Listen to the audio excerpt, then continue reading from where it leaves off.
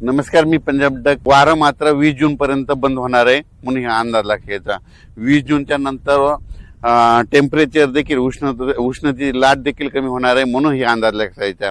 आणि राहिला प्रश्न आता परत शेतकऱ्याचा असा प्रश्न आहे, खरंच दुष्काळ पडणार आहे का? तर सर्व शेतकऱ्याला सर्वप्रथम सांगतो, दुष्काळ हे मनातला काढून टाका. दुष्काळ वगैरे काही पडणार नाही.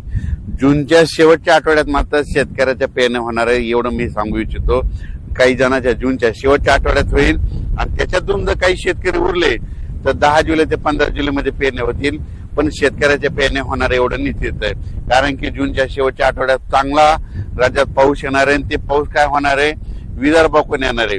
काय असते माहितीये का, तुम्हाला सांगू इच्छितो की मान्सून केरळमधून दाखल झाल्याच्या नंतर पुढे सरकारच्या नंतर महाराष्ट्रात दाखल झाला आणि त्याच्यानंतर स्थिरावला आणि असं उभं वारं सुटलं की काय होतं, मग पाऊस काय होतं, मग पूर्वेकडूनच पाऊस येत आहे.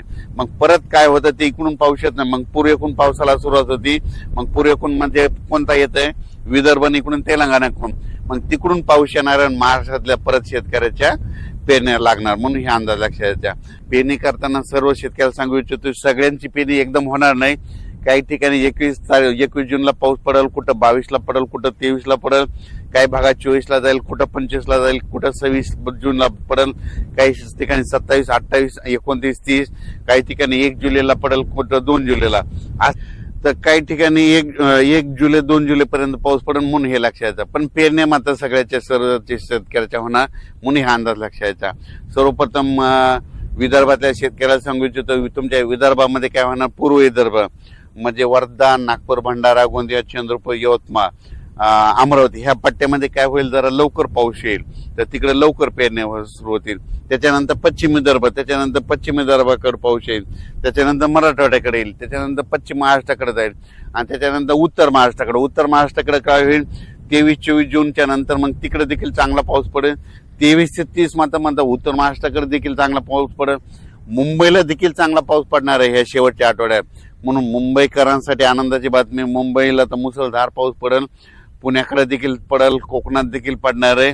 मुंबईला काही ठिकाणी म्हणजे पहिल्याच पाऊस असा पडेल की म्हणजे चांगला मुसळधार अतिवृष्टीसारखा मुंबईला देखील पाऊस पडेल म्हणून हे देखील मुंबईकरांना अंदाज लक्षात यायचा. जूनच्या शेवटच्या आठवड्यात मुंबईला देखील पाऊस राहील, पुण्याला देखील पाहिजे, कोकण घाटमाथ्यावर देखील चांगला पाऊस पडेल. पण पाऊस येणार आहे शेवटच्या आठवड्यात येणार आहे. सर्वप्रथम मी पहिल्यापासूनच काय म्हणलो होतो की निसर्गाकडे झाडाकडे कोणी लक्ष देत नाही. तुम्हाला सांगतो, वाढत्या तापमानामुळे काय झालं, निसर्ग 22 दिवस पुढे सरकारला, उन्हाळा 22 दिवस पुढे सरकारला, पावसाळा 22 दिवस पुढे सरकारला आणि हिवाळा 22 दिवस पुढे सरकारला. दरवर्षी 7 जूनला पाऊस येतो ना, मग त्या 7 जून मध्ये 22 मिसळा ना, मग किती व्हायले, दरवर्षी 25, 26, 27, 28 जूनला महाराष्ट्रात पेरण्या लागतील म्हणून हे वर्षानुवर्षाचा अंदाज लक्षात घ्या. हे निसर्ग 22 दिवस पुढे सरकारले असल्यामुळं हे भविष्यामध्ये असंच राहणार म्हणून या पुढे म्हणतो, निसर्गावर प्रेम का, झाडं लावा. कारण की काय झालं, या वाढत्या तापमानामुळे सगळ्या गोष्टीला ह्या घडत आहेत. ग्लोबल वॉर्मिंग, पृथ्वीचं तापमान वाढत चालल्यामुळे ह्या सगळ्या गोष्टीला आपल्याला सामोरे जावं लागणार आहे. म्हणून भविष्यामध्ये झाडं लावावीच लागतील. झाडं लावा आणि पृथ्वीचं तापमान कमी करा. शेतकऱ्याला परत सांगतो की शेतकऱ्यांना घाबरू नका. हे तुम्ही मोबाईल उघडलं की तुम्हाला ते एल निनो नाव दिसेल. तुम्हाला सांगतो, आता तुम्ही वाटल्यास ना ते पेरू देशाचं तिथलं समुद्राचं तापमान करा, तिथून खाल्ल्या भागातलं तापमान करा. खाल्ल्या भागामध्ये थंडी आणि वरती देखील एवढं काही एल निनो वगैरे काही नाही. तुम्हाला गोष्टी घडत आहेत आणि तुम्हाला सांगतो, पाऊस नाही पडायला लागलं की ते एल निनो लावतात. आता याच्यानंतर तुम्ही बघा 20 तारखेच्या नंतर हे सगळं एल निनो पाऊस सुरू झाला की एल निनो हे सगळं बंद करून टाकतात की म्हणतात एल निनो हे झालं असं म्हणतात. तुम्हाला सांगतो, हे सगळं काही नसतं. 2 समुद्र आहेत भारताला, 2 समुद्र आहेत, अरबी समुद्र, बंगालच्या खाडीचा समुद्र. अरबी समुद्रातला जरी पाऊस नाही आला तर बंगालच्या खाडीचा पाऊस येतो, आपल्या भारताला पाऊस पडतो. म्हणून म्हणतो, पाऊस येणार आहे निश्चित, पेरण्या होणार आहे. यावर्षी सरासरी इतका पाऊस पडणार आहे, परतीचा पाऊस धुमाकूळ घालणार आहे म्हणून हा अंदाज सर्व शेतकऱ्यांनी लक्षात घ्यायचा.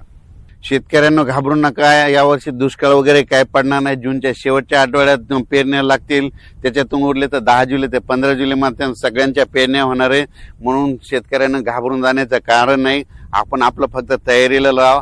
जमिनीमध्ये पाऊस पडल्याच्या नंतर चांगली ईदभर ओल गेल्याच्या नंतर पेरणीचा निर्णय घ्या नसता मग 4 बोट 6 बोटवर पेरणी करू नका.